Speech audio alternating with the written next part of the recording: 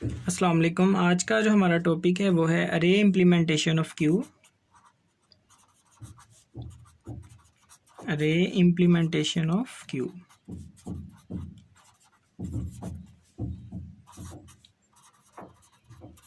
तो सबसे पहले हमने जो लास्ट टॉपिक में कवर किया था क्यू का लॉजिकल व्यू, उसको एक दफ़ा रिवाइज कर लेते हैं कि क्यू क्या है। क्यू हमारे पास एक लिस्ट है जिसमें रिस्ट्रिक्शन ये है कि अगर हमने कोई इंसर्शन या फिर डिलीशन करनी है तो उनके लिए डिफरेंट एंड यूज़ करते हैं।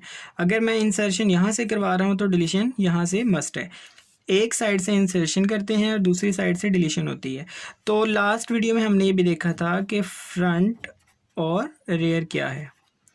फ्रंट और रेयर को देखा, तो जो सबसे टॉप पे वैल्यू होती है, मतलब जो सबसे आगे वैल्यू होगी फ्रंट पे, उसको हम कहते हैं फ्रंट, और जो सबसे लास्ट पे वैल्यू होती है उसे हम रेयर कहते हैं। तो क्यू को अगर हमने इम्प्लीमेंट करना है एज एन अरे, तो हम सबसे पहले उसको समझ लेते हैं। यहाँ पर 10 एलिमेंट्स की एक अरे बनाते हैं, ठीक है। तो यहाँ पर मैं इंडेक्स बना लेता हूँ 0 1 2 3 4 5 6 7 8 एंड 9। ये इंडेक्स नंबर लिख लेते हैं 0 1 2 3 4 5 6 7 8 9। यहाँ पर मैंने 10 एलिमेंट्स की एक अरे बना ली है, तो जो नंबर ऑफ़ एलिमेंट्स हैं अरे के वो 10 है। अगर मैंने यहाँ पर सबसे पहले हम क्यू के लिए फ्रंट को भी -1 कर देते हैं और रेयर को भी -1 कर देते हैं। अगर मैंने कोई वैल्यू इंसर्ट करवानी है तो मेरे पास 3 कंडीशन है। सबसे पहले अगर तो क्यू फुल है तो हम एक मैसेज प्रिंट करवा देंगे फुल के लिए। यहाँ पर लिखता हूँ फुल के लिए एक मैसेज प्रिंट करवा देंगे। और अगर वो एम्प्टी है तो हमने रेयर में फ्रंट में 1 ऐड करना है, मतलब फ्रंट और रेयर की वैल्यू पहले -1 है। एम्प्टी होने पर अगर मैंने कोई वैल्यू इंसर्ट करवानी है तो क्या करेंगे, फॉर एग्जांपल मैंने 2 इंसर्ट करवाना है। यहाँ पर 2 इंसर्ट करवाने का मतलब कि फ्रंट और रेयर की वैल्यू क्या हो जाएगी 0 +1 करने से। तो एम्प्टी होने पर हम किस तरह से वैल्यू इंसर्ट करवाएंगे, जो हम अरे बनाएंगे लेट से उसका नाम है ए, और यहाँ पर मैं लिखूँगा रेयर इक्वल्स टू 2, मतलब कि ए अरे का नाम है। रेयर हम यूज़ करेंगे इंडेक्स नंबर जनरेट करने के लिए। तो रेयर की जो वैल्यू थी वो यहाँ पर पहले -1 थी, उसके बाद 1 ऐड हुआ तो 0। उसके बाद हमने ए के 0 इंडेक्स पे वैल्यू स्टोर करवानी है 2, तो वो 2 आ जाएगी। उसके बाद थर्ड केस ये है कि अगर अरे में पहले से कोई एलिमेंट है और हम दोबारा से कोई एलिमेंट इंसर्ट करवाना चाहते हैं, लेट से 3। अब मैं 3 इंसर्ट करवाना चाहता हूँ, तो थर्ड काम ये है कि हम रेयर में पहले 1 ऐड करेंगे, रेयर +1, जैसे हमने यहाँ पर 1 ऐड किया था। और 1 ऐड करवाने के बाद हम क्या करेंगे, अरे के उस रेयर वाले इंडेक्स पे वैल्यू स्टोर करवा देंगे 3, ठीक है। तो इस तरह से हम एन क्यू का फंक्शन यूज़ करते हैं। उसके अलावा एक और चीज़ ये है, अगर हमने यहाँ पर 10 एलिमेंट्स की अरे तो क्रिएट की थी और मैंने यहाँ पर वैल्यू स्टोर करवा ली 3 4 5 6 7 8 9 10 11। यहाँ पर हमारे पास अरे ख़त्म हो गई क्यू के लिहाज से, ठीक है। और फॉर एग्जांपल यहाँ से अगर मैं 2 को डी क्यू कर देता हूँ, 3 को कर देता हूँ, तो हम इस स्पेसिस को दोबारा से यूटिलाइज़ कर सकते हैं। वो किस तरह से, हम एक किस्म की सर्कुलर अरे बना देते हैं। मतलब 9 इंडेक्स के बाद अगर हम दोबारा से इसको यूज़ करना चाहते हैं तो उसके लिए हम एक फार्मूला यूज़ करेंगे, वो ये है रेयर +1 का मोड हम लेंगे total number of elements in the अरे, ठीक है। यहाँ पर वो 10 है। फॉर एग्जांपल 9 के बाद अभी तक जो रेयर की वैल्यू वो 9 है, और उसके बाद मैं दोबारा से यहाँ पर 0 इंडेक्स पे वैल्यू को इंसर्ट करवाना चाहता हूँ, तो मैं क्या करूँगा, 9 +1 का मोड ले लेंगे 10 के साथ, ठीक है। तो ये क्या आ जाएगा, 10 मोड 10 लेंगे तो 0। इसका मतलब अब जो अरे का नाम लिखेंगे उसके बाद रेयर की वैल्यू अब क्या हो जाएगी 0, और 0 इंडेक्स पे जाके हम फॉर एग्जांपल स्टोर करवाते हैं 13। तो जब हमने इसको डी क्यू कर दिया था तो 2 यहाँ से ख़त्म हो गया। अब हम न्यू वैल्यू इंसर्ट करवा रहे हैं, वो है 13, तो यहाँ पर क्या आ जाएगी 13। इस तरह से हम इसको रीयूज़ कर सकते हैं, लेकिन ये तब तक हो सकता है जहाँ पर हमें खाली स्पेस मिलेगी, ठीक है। अगर मैंने सिर्फ 2 को डी क्यू करवाया और आगे 3 वहाँ पर मौजूद है पहले से, तो फिर 9 के बाद 0 इंडेक्स यूज़ होगा लेकिन 1 इंडेक्स यूज़ नहीं कर सकते। इसी तरह से हम ये काम करेंगे डी क्यू में। अब हम इसका यहाँ पर कोड लिख लेते हैं। तो स्टार्ट करते हैं हेडर फाइल से। अभी तक हमने जितने भी टॉपिक्स कवर किए हैं उनको हमने स्ट्रक्चर में ही किया है, तो इसको भी स्ट्रक्चर से करेंगे। Hash include iostream using namespace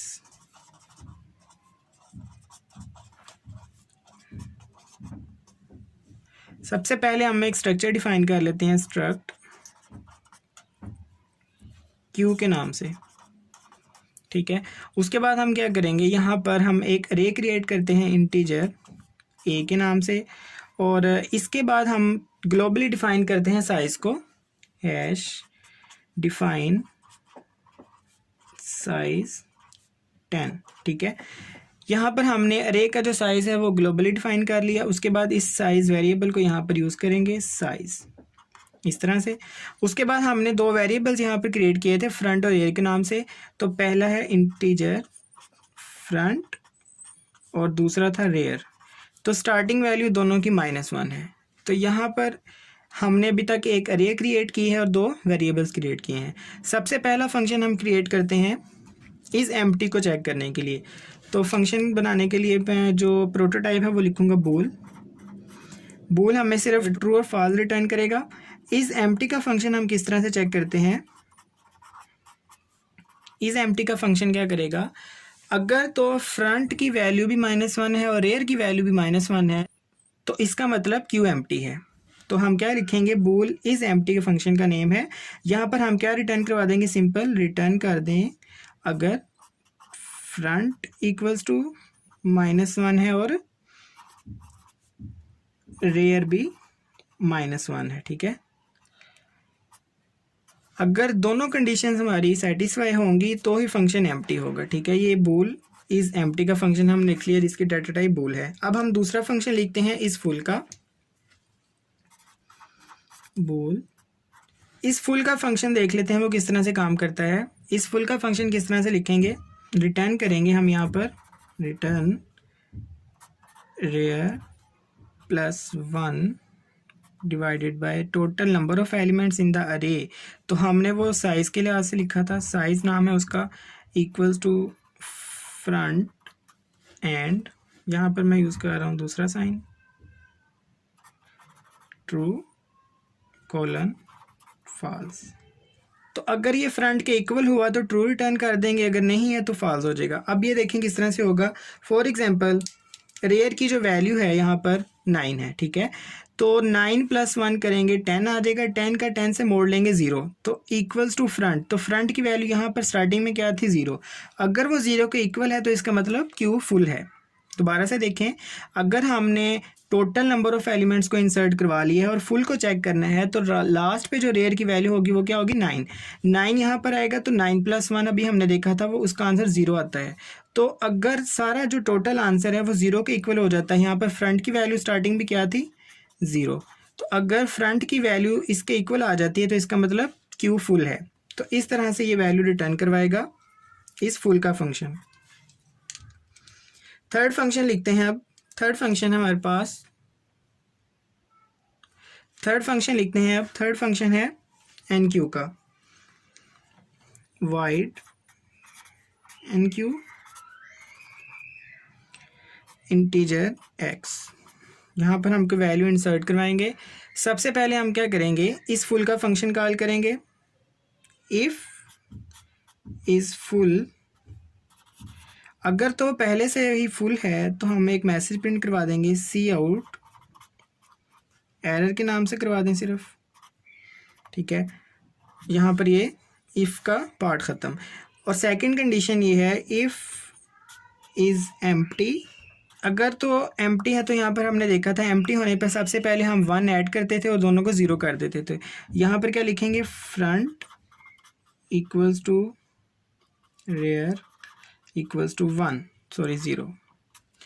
तो इस एम्प्टी का फंक्शन कॉल करने पर दोनों की वैल्यू को 0 कर देंगे। और अगर पहले से कोई वैल्यू वहाँ पर है तो हम क्या लिखेंगे, एल्स का जो पार्ट है वहाँ पे रेयर इक्वल्स टू रेयर +1 का मोड ले लेंगे साइज़ के साथ, ठीक है।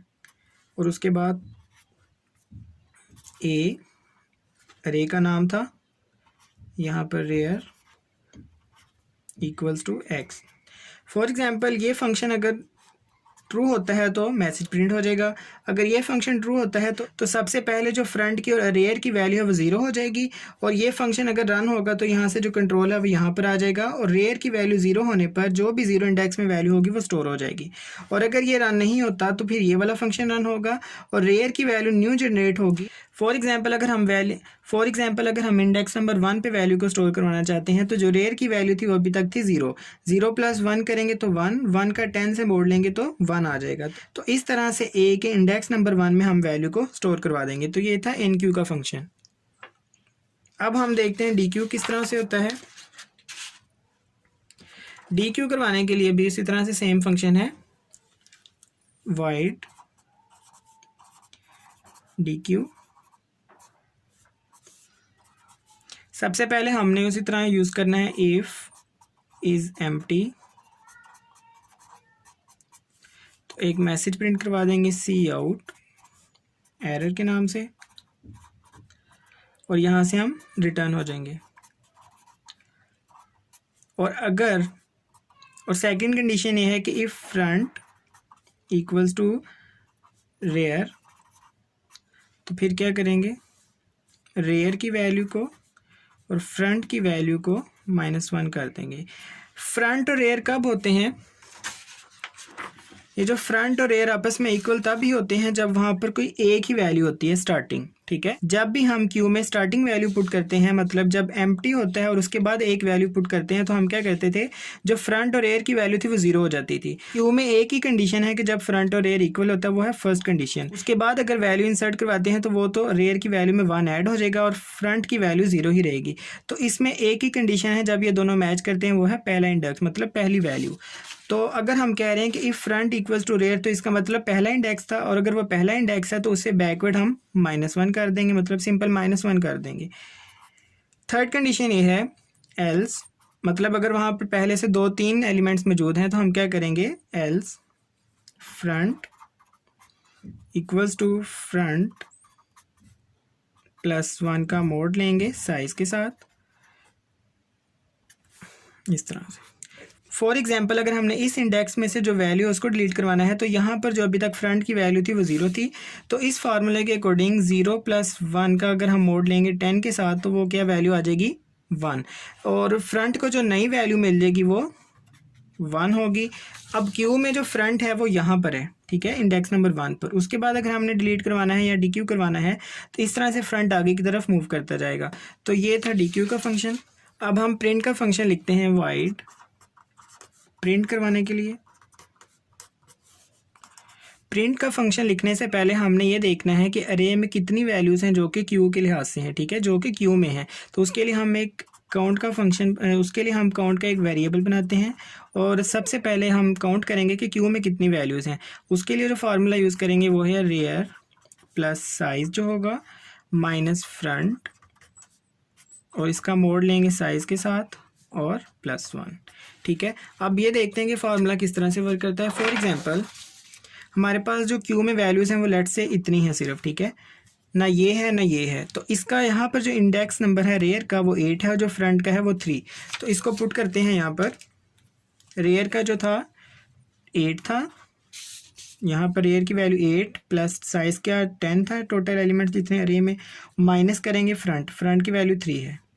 इसका हमने मोड लेना है, साइज़ था 10 -1, तो इसका जो आंसर आ जाएगा 18 - 3 15, 15 का मोड लेंगे 10 के साथ, तो वो आ जाएगा 5 +1, तो ये टोटल नंबर ऑफ़ एलिमेंट्स आ जाएंगे 6। तो ये आंसर जो है ना 6, इसका मतलब है कि अरे में टोटल नंबर ऑफ़ एलिमेंट्स हैं जो वो 6। तो इनको काउंट करके देख लेते हैं, 1 2 3 4 5 6। तो इसका मतलब total number of elements in Q in अरे वो 6 हैं। तो इसका मतलब टोटल नंबर ऑफ़ एलिमेंट जो अरे में क्यू में है वो 6 हैं। अब हम क्या करेंगे, एक लूप यूज़ करते हैं, फॉर लूप यूज़ करते हैं। For integer i = 0, i is less than count count and i ++। और यहाँ पर हम क्या करेंगे, इंटीजर इंडेक्स नंबर क्रिएट करेंगे, जैसे हमने NQ में और DQ में किया था, उसी तरह से फ्रंट प्लस i और उसका मोड लेंगे जो हमने डिफ़ाइन किया था साइज़ यहाँ पर। इस तरह से, और सी आउट करवा देंगे। जो भी फ्रंट की वैल्यू बनेगी इंडेक्स नंबर के लिहाज से यहाँ पर आ जाएगी, और इंडेक्स यहाँ पर स्पेस दे देते हैं। इस तरह से ये फंक्शन ख़त्म, और यहाँ पर न्यू लाइन का यूज़ कर लेते हैं। देखें, फॉर एग्जांपल फ्रंट की वैल्यू थी 3, ठीक है, तो 3 + 1 क्या आ जाएगा 4। 4 का अगर हम 10 के साथ मोड़ लेंगे तो 4 आ जाएगा। तो जो इंडेक्स नंबर बनेगा वो 4 बनेगा। तो इंडेक्स में वैल्यू आ जाएगी 4, यहाँ पर भी 4 आ जाएगी। तो अरे का जो 4th इंडेक्स था, ये वाला अरे का जो 4th इंडेक्स है 0 1 2 3, तो यहाँ पर जो इंडेक्स नंबर क्रिएट हुआ था वो 4 था। तो यहाँ पर देख लेते हैं 1 2 3 4, तो 4 पे क्या वैल्यू है 5, तो हमें 5 वैल्यू सी आउट करके मिल जाएगी यहाँ पर। इस तरह से ये फंक्शन यूज़ करके हम अरे में जितने भी वैल्यूज़ क्यू में हैं उनको डिस्प्ले करवा लेंगे। अब लास्ट फंक्शन हम लिख लेते हैं मेन का। मेन के फंक्शन में हम क्या करेंगे, सिर्फ इनको कॉल करना है। एक ऑब्जेक्ट क्रिएट कर लेते हैं क्यू का ऑब्जेक्ट। उसके बाद हम फंक्शन कॉल करते हैं ऑब्जेक्ट का एन क्यू के लिहाज से था, एक एन क्यू करवाते हैं 3, इसी तरह से 4, इसी तरह 5, और उनको डिस्प्ले करवा लेंगे obj.display। डिस्प्ले करवाने के बाद एक हम dq का फंक्शन यूज़ करते हैं, dq करवाने के बाद दोबारा से डिस्प्ले करवा लेंगे, और लास्ट पे रिटर्न 0, और ये मेन फंक्शन ख़त्म। तो सबसे पहले हम क्या करेंगे, एन क्यू करवा रहे हैं 3 को, तो 3 सबसे आगे आ जाएगा, ठीक है। उसके बाद 4, उसके बाद 5, उसके बाद हम जब डिस्प्ले करवाएंगे तो ये तीनों वैल्यूज शो हो जाएंगी। उसके बाद हम क्या कर रहे हैं, डी क्यू करवा रहे हैं, तो सबसे पहले 3 रिमूव हो जाएगा। दोबारा से डिस्प्ले करवाएंगे तो सिर्फ ये रिज़ल्ट आ जाएगा। अब क्यू में सिर्फ 5 और 4 है, और 3 डिलीट करने से पहले क्यू में 3 इस तरह से था। यहाँ से इंसर्ट, यहाँ से डिलीशन। तो ये थी हमारी आज की वीडियो, जिसमें हमने ये देखा कि क्यू को अरे के लिहाज से किस तरह से इम्प्लीमेंट किया जाता है। नेक्स्ट वीडियो में हम इसको लिंक लिस्ट से करेंगे। तब तक के लिए अल्लाह हाफिज़।